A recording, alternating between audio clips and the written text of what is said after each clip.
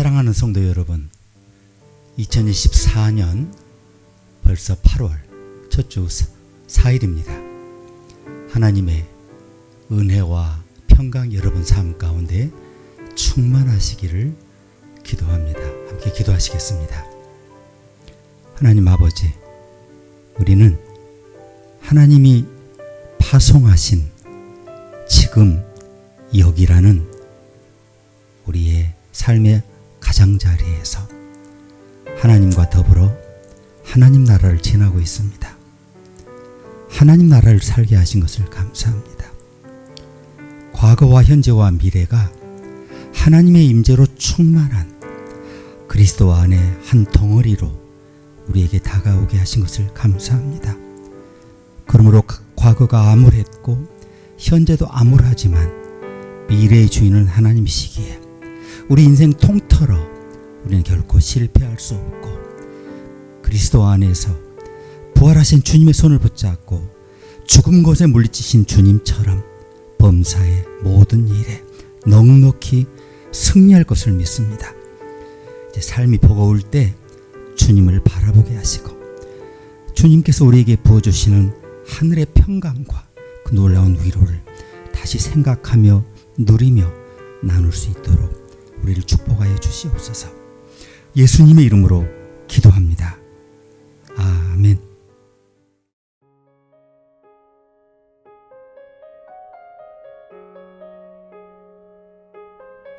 그러므로 내가 저를 계유하여 거친 들로 데리고 가서 말로 위로하고 거기서 비로소 저의 포도원을 저에게 주고 아골 골짜기로 소망의 문을 삼아 주리니 저가 거기서 응대하기를 어렸을 때와 애굽 땅에서 올라오던 날과 같이 하리라. 여호와께서 이르시되 그날에 내가 나를 내 남편이라 일컫고 다시는 내 바알이라 일컫지 아니하리라. 내가 바알들의 이름을 저의 입에서 제하여 다시는 그 이름을 기억하여 일컬음이 없게 하리라. 그날에는 내가 저희를 위하여 들짐승과 공중의 새와 땅의 곤충으로 더불어 언약을 세우며 또 이 땅에서 활과 칼을 꺾어 전쟁을 없이 하고 저희로 평안히 눕게 하리라. 내가 내게 장가들어 영원히 살되 의와 공변됨과 은총과 긍휼이 여김으로 내게 장가들며 진실함으로 내게 장가들리니 내가 여호와를 알리라.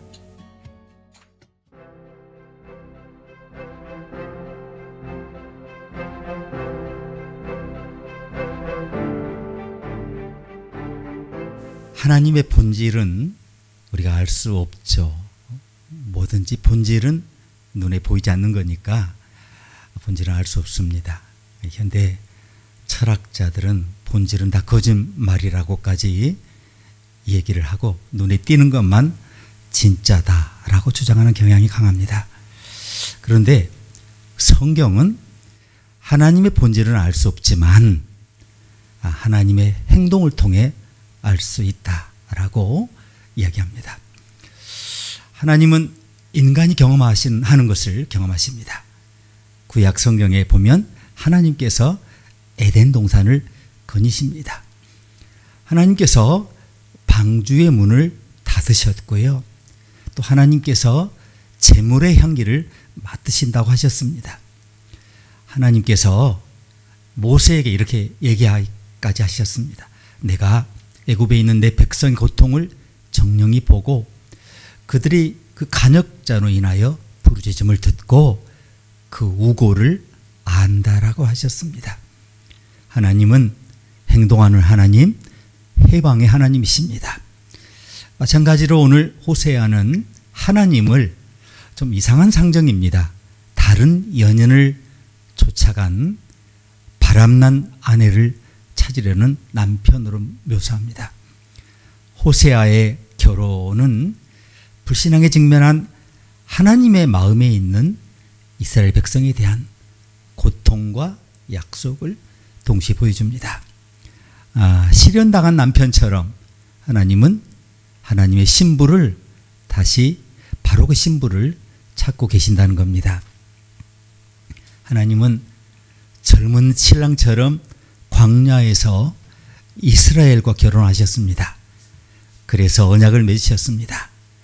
그리고 그 만남은 굉장히 열정적이었고 순수했습니다. 이스라엘은 오직 하나님만 의지했고 하나님은 정말 이스라엘만을 사랑하셨습니다. 그러나 안타깝게도 이스라엘은 믿음이 없는 배우자처럼 방탕한 백성의 길을 가고요. 결국 하나님과 관계가 단절되고 헤어지는 아픔을 겪게 됩니다. 호세아는 남편 대신 여호와 야훼 하나님께서 변덕스러운 배우자를 쫓아가는 긴 이혼 시로 시작합니다. 고통스럽고 마음이 상한 남편 하나님의 모습을 기본 배경으로 오늘 본문은 하나님과 하나님 백성 사이에 재개된 이 사랑의 관계, 결혼 생활에 대한 호세아의 비전을 보여줍니다. 호세아는 이 변덕스러운 배우자와 함께 다시 살기 원하시는 하나님의 놀라운 열망을 정말 촘촘히 그려내고 있습니다. 오늘 본문의 교훈은 그러므로로 시작해요. 그러므로. 호세아 2장에서 그러므로가 이미 2번 사용됐어요. 세 번째입니다. 그러니까 지금 본문은 앞에 그러므로는 이스라엘의 형벌에 대해 얘기할 때 그러므로였어요. 형벌에 대한 선포가 있기 직전에 그러므로 이런 접속사가 나왔는데 이 세 번째 그러므로에서는 형벌에 대한 메시지가 따라오지 않아요. 대신 은혜가 따라와요. 사랑이 따라와요. 용서가 따라와요. 화해가 따라옵니다. 무조건적인 하나님의 은혜가 따라오고 있습니다. 하나님은 그러나 이제 나는 그를 꿰어내어 빈들로 나가 사랑을 속삭여 주리라. 이런 구애의 말로 시작을 하시죠. 호세아 2장 14절입니다.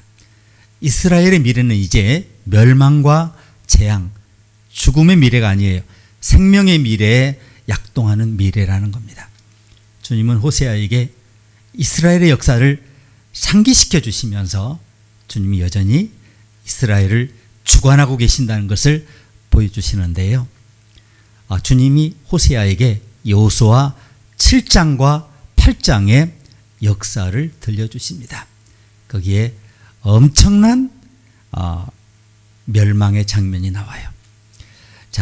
아간이라는 사람의 가문이 불순종하고 그 사람들의 탐욕으로 인해서 이스라엘이 징벌받는 이야기가 여호수아 7장 8장의 내용이죠. 여호수아와 이스라엘 자손은 여리고 전투의 승리를 기뻐하면서 그 여세를 몰아서 이제 작은 성 아이로 들어갑니다. 이제 아이성을 점령하기 위해 전군이 움직일 필요가 없어요. 작으니까. 그래서 부대 하나만을 보냈는데 정탐꾼들이 갔다 와서는 그 정말 작은 성이고 공략하기 쉽더라. 수비가 허술하더라. 정보를 줘요. 전군을 보낼 필요가 없고 일부만 가면 된다라고 했어요. 그래서 아이성을 점령하기 위해서 일부 부대만 보냈는데 처참하게 패배할 수 없는 전쟁에서 패배했다라는 거죠. 말할 필요도 없이 하나님과 함께하는 백성의 굴욕적인 상황이에요. 여러분도 도저히 그럴 리가 없는데 그런 인생의 패배를 예상치 못한 패배를 맞을 때가 있지 않습니까? 여호수아는 여호와의 법궤 앞에서 옷을 찢고 엎드려요. 통곡하면서 하나님의 인도하심에 의심을 품어요. 하나님께서는 여호수아에게 이스라엘 진 중에 죄가 있다라고 재빨리 알려주시고 그 상황에 대처하는 지침도 주셨습니다. 정말 보기 좋은 광경이 아니고 생각하고 싶지 않은 뉴스죠. 아간이라는 사람이 범인이다라는 것이 밝혀졌고 그와 그의 가족, 훔친 재산 모두 골짜기로 끌려갑니다. 그곳에서 이 사람들이 처벌받고요. 당시 형벌에 따라 돌에 맞아 처벌되고 불에 태웠고 그리고 그 장소가 호세아의 때까지 그 장소와 이름 그대로가 보존되어 있었다라는 겁니다. 아골 골짜기란 뜻이 문제란 뜻인데 문제의 골짜기. 그런데 이 이야기에서 중요한 것은 주님이 진노의 마음을 돌이키시다라는 겁니다. 이 골짜기를 사용하셔서 오히려 순종하는 사람들에게는 엄청난 희망과 승리를 주실 수 있다고 하는 것을 보여주신다는 겁니다. 하나님께서는 이 아이성의 전쟁을 어떻게 치를 것인지에 대해서 분명한 지침을 주었고 사람들이 순종했어요. 그리고 큰 승리가 있었습니다. 그래서 아골 골짜기의 그 문제는 실제로는 문제가 아니고 절망이 아니라 희망이 문이 되었다라고 메시지를 주셨습니다. 우리 중 많은 분들이 슬픔과 절망에 갇혀 있을지 몰라요. 아주 만성적인 우울의 감정에 잡혀 있을지 모르고 만성적인 실패, 반복되는 실패의 환경에 있을 수 있어요. 자, 그래서 이런 재난을 겪을 때, 실패를 겪을 때 마음이 자유로울 수 있는 사람이 누가 있겠습니까? 아무도 없어요. 그런데 오늘 여러분과 저는 한 번의 실패가 혹은 그 이상의 실패가 최종적인 것이 아니라는 하나님 말씀을 듣게 됩니다. 여러분이 지금 어디에 있든 그 골짜기에 희망의 문이 열려 있다는 거예요. 아골 골짜기는 아버지의 긍휼하심을 갈망하는 모든 이들에게 여전히 희망의 문이라는 겁니다. 버니 마커스 이 사람은 그 핸디맨 매장의 중역이었어요. 핸드폰 매장. 오늘 본사에서 수익이 불만을 품고 버니를 해고했는데요. 이 사람이 갑자기 갈 곳이 없어진 거예요. 중역에서. 완전히 실패한 줄 알았어요. 그때 그에게 아골 골짜기가 찾아온 거죠. 근데 몇몇 친구들이 희망의 문을 가리켜요.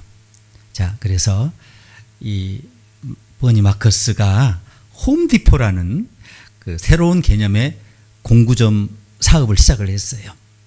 자, 공구 사업을 하던 친구들이 많았거든요. 친구들이 미쳤다라고 했어요. 비웃었어요. 절대 성공하지 못해. 그건 안 돼. 이미 경쟁이 치열해. 그런데 우리 모두 알고 있죠. 저희도 홈디포의 아주 주 고객이었는데 우리 홈디포의 성공 스토리를 우리 다 알아요. 중요한 것은 버니 마커스가 처음 실패를 끝이 아니라고 생각했다는 거예요. 이게 얼마나 성경적인 그런 그 교훈입니까? 그 자동차계의 타이타닉으로 불려왔던 에드셀이라는 포드의 그 브랜드가 있었어요. 그 포드 자동차 회사 최대 브랜드였는데 그게 회사 역사상 최대의 재앙이 돼요. 에드셀은 엄청난 기대를 받으며 출시되었고요.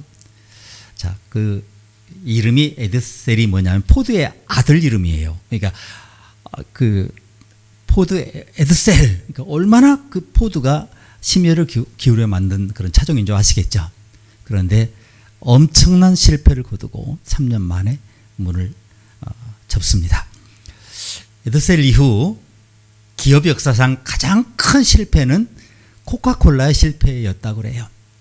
그 세르지오 자이먼이라고 하는 사람이 코카콜라 컴퍼니에서 뛰어난 성과를 거둔 사람이었는데, 자, 이 사람이 다이어트 콜라를 출시를 했어요. 하룻밤 사이에 큰 성공을 거두어요. 그러자 세르지오 자이먼은 회사를 찾아가서 펩시와 함께 일한 적이 있는데, 이 펩시가 젊은 사람들 대상으로 콜라를 출시해서 큰 성공을 거두었다. 이렇게 얘기를 하면서 우리도 새로운 콜라 맛을 만들어야 된다라고 제안을 해요. 그래서 회사 중역들이 동의를 했고 신제품을 만들어서 그 이름이 뉴 코카콜라였어요. 기대와 환호 속에 출시를 했는데 이것을 맛본 사람들이 야, 지금까지 먹어본 것 중에 최악이다라는 평가를 내려요. 그리고 그는 더 이상 회사에서 영웅이 아니었어요. 희생양이 돼요. 자, 뉴 코카콜라가 시장에서 퇴출되고요. 그리고 구형 코카콜라가 다시 출시되면서 이름을 클래식 코카콜라, 지금도 판매되고 있지 않습니까? 그리고 세르지오 자이만은 회사를 떠나죠.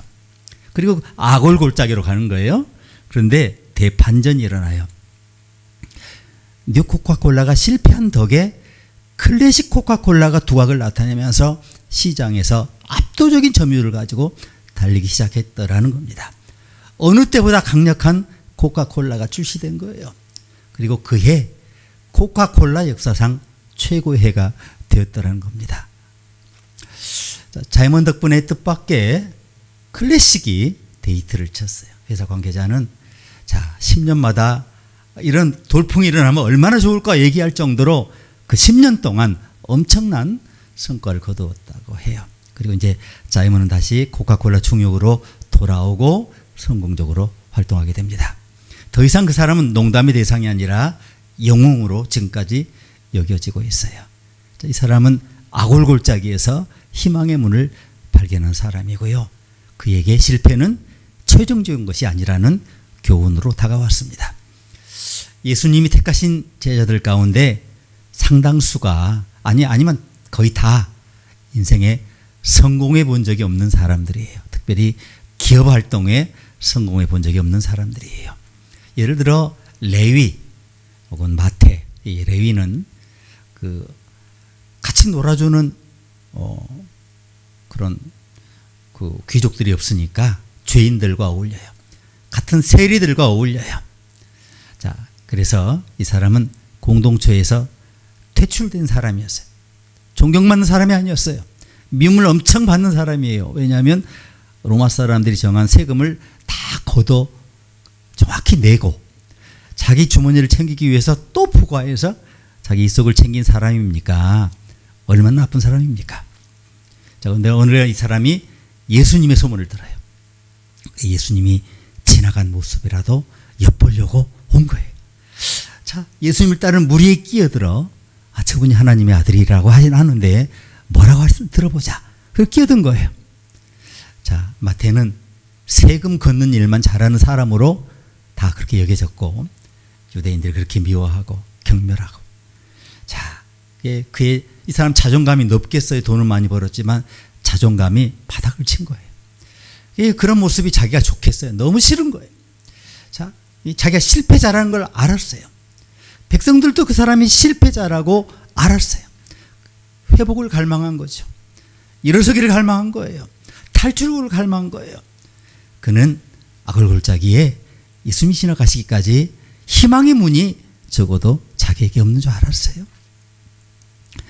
마태는 잠시도 망설이지 않고 침상에서 일어나 모든 소리와 돈을 탁자 위에 두고 예수님을 따라요. 희망의 문이 열리자 그 문으로 뛰어들었어요. 다 털털 털고. 자, 실패를 뒤로 하고 그리스도 안에서 앞만 본 거예요. 기회만 붙잡은 거예요. 그래서 그에게 실패는 최종적인 것이 아니었다라는 겁니다. 여러분 보시듯이 그는 구약과 신약을 연결하는 마태복음. 자, 유대인을 위한 복음서를 쓴 위대한 복음 저자이고 또 사도가 됩니다.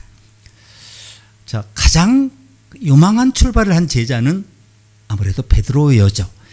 자, 이 사람은 굉장히 지혜가 뛰어나고 재치도 뛰어나고 또 헌신적이고 굉장히 두려움 없는 그런 사람이었죠. 자, 이 베드로의 별이 서서히 밝게 타오르고 있었는데요. 이 사람은 모든 정답을 다 알고 있는 것처럼 대답을 해요. 자, 그때 계기 일식이 시작됐어요. 사람들이 나를 뭐라고 하더냐 그랬더니 탁 달려나와 가지고 저는 그리스도시요 하나님의 아들이십니다. 빛나는 고백을 해요. 그리고 그 이후 부분적으로만 이 사람의 빛이 발해요. 자, 이 고백으로 칭찬을 받고 얼마나 기분이 좋았겠어요. 그때 예수님이 야, 얘들이 많이 깼구나 하고 앞으로 자기가 겪을 십자가 고난과 사건들에 말씀하시기 시작하는데 베드로가 갑자기 마음이 불쾌해진 거예요. 그래서 아골골짜기로 잘못 발을 내딛어요. 예수님으로부터 얼굴을 채찍질하듯 책망을 들어요. 자, 사탄아 비켜라. 예수님을 방해하는 사람이 된 거예요. 그래 이 사람이 사탄아라고 했고 비켜라 그러셨으니 얼마나 충격을 받았겠습니까? 하지만 베드로는 그게 끝이 아니었어요. 더 깊은 아골골짜기로 걸어가요. 실패가 그를 쫓아옵니다. 사계를 떨어뜨리고 그를 거의 영적 불구로 만들어요. 그래도 희망의 불빛이 꺼지지 않았어요. 베드로가 변화의 현장에 있었던 거죠. 자, 제자들에게 베드로, 야혼, 요각과 더불어 예수님이 변화하신 산에 올라가서 예수님께서 구약의 인물들과 대화하는 걸 보면서 야, 여기다 움막 짓고 끝까지 가자, 이런 제안까지 해요. 거기가 세상에서 제일 안전하다라고 느꼈어요. 베드로도 야고보, 요한과 함께 겟세마네에 예수님과 함께 있었지만 기도하며 고뇌하신 예수님과 함께 하시기 위해 깨어 있을 수는 없었어요. 그때까지 변화가 안 된 거죠. 그래서 희망의 문이 있었지만 금이 갔지만, 그러나 베드로는 그 문을 계속해서 밀어 열지를 못하고 있었어요. 자, 가야바와 대제사장들이 가야바의 뜰에서 예수님을 조롱하고 모욕할 때, 뺨을 때리고 막 그럴 때, 침뱉고 할 때 베드로가 먼 발치에서 그걸 보고만 있는 거예요. 자, 베드로는 그때 아골골짜기 깊은 곳으로 막 뛰어드는 것 같았을 거예요. 그때 갑자기 닭 울음소리가 3번 들렸어요. 새벽에 온 겁니다. 그때 예수님 하신 말씀 생각났어요. 내가 닭 울기 전에 나를 3번 부인하리라. 최악의 상황이 벌어진 거예요. 주님을 부인했던 거예요. 정신 차리고 보니까. 내가 왜 그런 행동을 했을까? 왜 그런 말을 했을까? 내가 어떻게 그렇게 어리석을 수 있을까? 내가 그는 가슴을 찢으며 그 울음을 터뜨려요. 아골 골짜기에 후회가 가득했어요. 기억하고 싶은 말, 부끄러운 태도로 여러분의 골짜기에 꽉 차 있는 것 같습니까? 하지만 이걸 붙잡으시길 바랍니다. 계곡의 끝이, 계곡 골짜기가 끝은 아니에요. 거기 희망의 문이 부활의 문입니다. 예수님을 모시러 무덤에 갔던 여인들, 돌이 굴러 떨어져 있고 거기 예수님 입었던 세마포가 있는데 예수님이 없는 것을 발견했어요. 그곳에 앉아서 기다리던 천사가 예수님이 부활하셨다 그러면서 빨리 가서 제자들 그리고 베드로에게 알리라고 했어요. 이 여성들이 얼마나 가슴 벅찬 기쁨을 느꼈을지 여러분 상상해 보시기 바랍니다. 하지만 베드로만큼은 아니었겠죠. 베드로는 거의 저 바닥 중에 바닥으로 떨어진 것이었는데, 이 놀랍게도 이 실패가 최종적인 것이 아니었다라는 겁니다. 나중에 예수님이 시몬 베드로에게 나타나셔서 밥까지 차려 놓으시고 힘내라고 하시면서 생선 구이까지 해놓으시고 먹이시면서 내가 나를 사랑하느냐 식사하시면서 조용히 3번 물으셔요. 자, 그 베드로는 예수님이 3번씩이나 묻는 것이 너무나 부끄럽고 슬펐을 거예요. 아마 베드로는 속으로 내가 3번 부인했기 때문에 3번 물으시는구나 이렇게 생각했을 거예요. 그런데 그로부터 50일 후에 시몬 베드로가 오순절에 하나님의 능력으로 설교를 하는데요. 그날 교회가 세워져요. 3,000명이 그날 교회 안에 교인으로 등록을 해요. 이 세상에 새로운 날이 열렸어요. 베드로의 날이 열렸어요. 실패는 최종적인 것이 아니었다라는 거예요. 아골 골짜기가 엄청난 희망과 기회의 문이 됐어요. 수전 서랜든과 숀 펜이 주연한 영화 데드맨 워킹 보셨습니까? 거기 보면 숀 펜이 투박한 늙은 교도관들에게 둘러싸여 감방에서 이제 처형실로 걸어가는 장면이 있는데요. 간수 가운데 한 명이 죽은 놈이 걸어간다라고 얘기를 해요. 자, 저는 이 말이 인상이 남았습니다. 오늘 많은 사람들이 그렇게 살고 있어요. 죽은 자가 걸어가고 있는 좀비가 걸어가는 것처럼 사람들은 자신의 실패가 최후라고 이미 판단했기 때문에 산 자가 아니고 죽은 자로 걸어가고 있는 거예요. 살아가고 있는 거예요. 여러분 주변에 패배자처럼 보이는 사람들이 보이지 않습니까? 결혼에서, 직장에서, 심지어 교회에서, 인간관계에서, 인생 전반에서 실패자라고 자기 스스로 자기를 판단했기 때문에 그래요. 그래서 실패자처럼 행동하도록 프로그램화 되어 있는 거예요. 실패가 그 인생의 페이지. 언제나 아침에 일어나면 실패. 나는 실패한 놈. 이렇게 실패가 디폴트로 설정되어 있는 거예요. 그런데 원하지 않는 한 실패는 최종적인 것이 아니라는 겁니다. 실패는 하나님이 원하는 방식이 아니에요. 그러니까 최종적인 것이 아니에요. 여러분 시간을 과거, 현재, 미래 이렇게 나누지만 현대 철학, 하이데거 이후에 그렇게 말한 철학자는 한 명도 없어요. 그럼 그 사람은 이단이거나 철학의 기본이 부족한 사람일 거예요. 시간은 과거, 현재, 미래가 포괄적으로, 총체적으로 한꺼번에 영향을 미치면서 우리의 삶을 구속해요. 물리학에서 시간은 따로 노는 법에 비해서 언제나 공간과 함께 놀아요. 그래서 시공간이 있지 시간은 따로 없어요. 그런데 물리학에서 시간은 자기장이나 중력이 센 데서는 느리게 가요.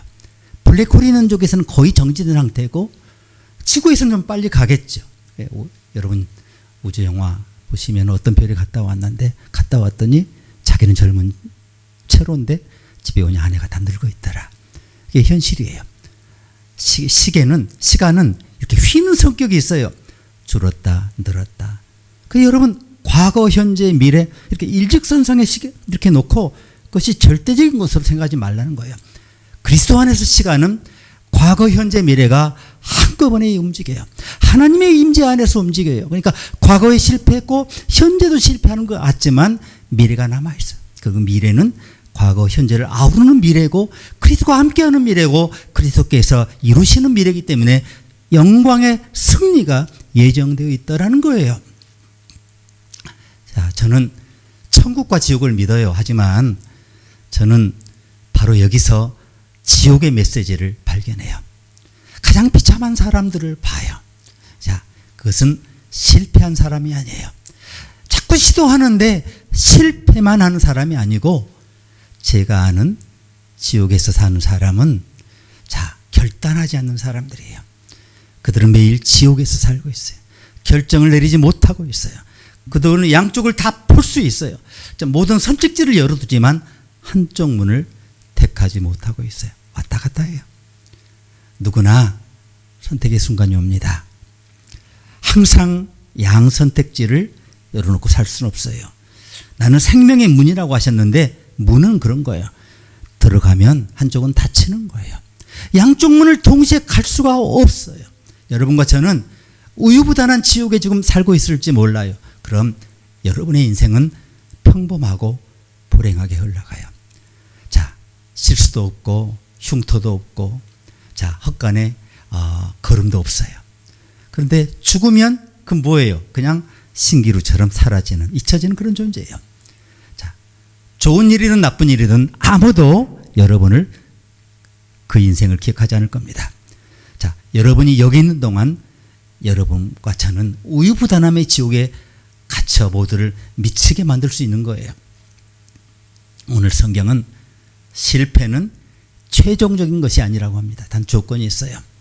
하나님은 아골골짜기에 있는 여러분을 희망의 문으로 인도하시고요. 그는 우리를 지옥에서 건져내실 만큼 우리를 사랑하시는 분이라는 것을 십자가와 부활을 통해 보여주셨어요. 하나님은 여러분과 저의 상처 때문에 상처를 가진 우리 모두를 사랑하시고요. 사실 그분이 제일 큰 상처를 가진 분이죠. 우리 때문에 생긴 상처지 않습니까? 자, 우리가 섬기는 주님에게 엄청난 상처가 있지 않습니까? 상처를 보시면서 여러분 위로받으시기를 바랍니다. 그래서 상처만으로 인생이 끝났다고 자꾸 끄집어내지 마시고 결단하시고 이제 모든 실패는 결코 최후의 메시지가 아니에요. 과거, 현재와 미래는 따로 노는 존재가 아니고 하나의 총체적인 것으로 그리스도 안에서 하나님의 임재 안에서 볼 때 여러분은 분명 미래의 그 하나님 부르시는 승리의 그 희망의 문을 향해서 걷게 될 것을 믿습니다. 함께 기도하시겠습니다. 하나님, 실패했다고 큰 상처가 남았다고 계속 실패하고 있다고 내 마음이 말할 수 없이 슬프다고 외롭다고 나 스스로 내가 실패했다라고 판단하는 실수를 범하지 않게 도와주시옵소서. 내가 너무 나이 들었다고, 내가 너무 아프다고, 의욕이 꺾였다고, 나를 알아주는 사람이 사라지고 있다고, 친구가 줄어들고 있다고, 그런데 꺾이지 않게 도와주시길 바랍니다. 그리스도는 시작이나 끝이나 동일하시고 이 세상에서 어떤 사람에게도 볼 수 없는 놀라운 일관성을 보이시며, 그는 인생이 아니신 실패가 없으시고 그 실패하지 않으신 하나님께서 내 손 붙잡고 계시니, 어제와 오늘 혹 어둠의 악올 골짜기를 지났다 할지라도 우리에게 희망의 문이 열려 있고, 우리는 그리스도 안에서 놀라운 영광의 빛, 내 때가 이르렀다고 말씀하시는 나의 순간을 맞이하게 될 줄로 믿습니다. 그리스도 안에서 이 놀라운 승리를 주시는 주님을 찬송하옵고 예수님의 이름으로 기도합니다. 아멘.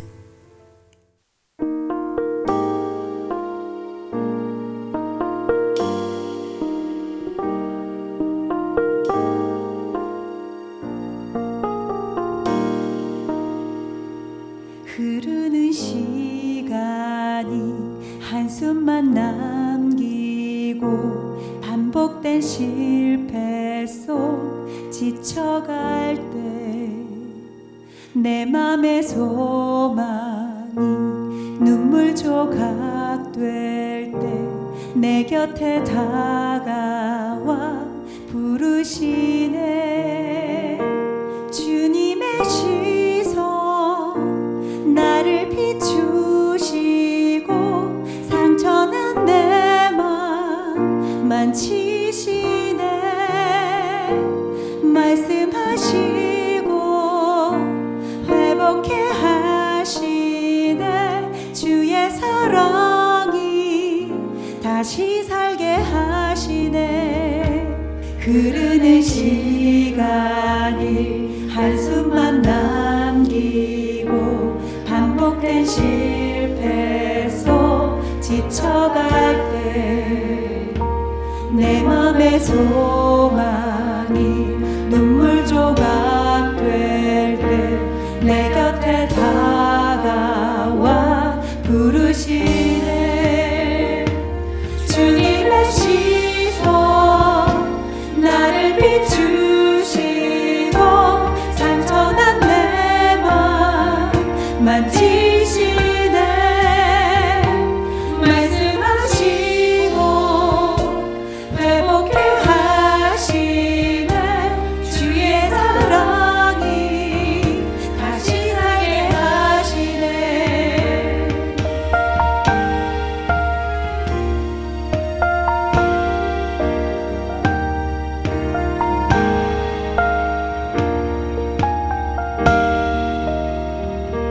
주를 봅니다.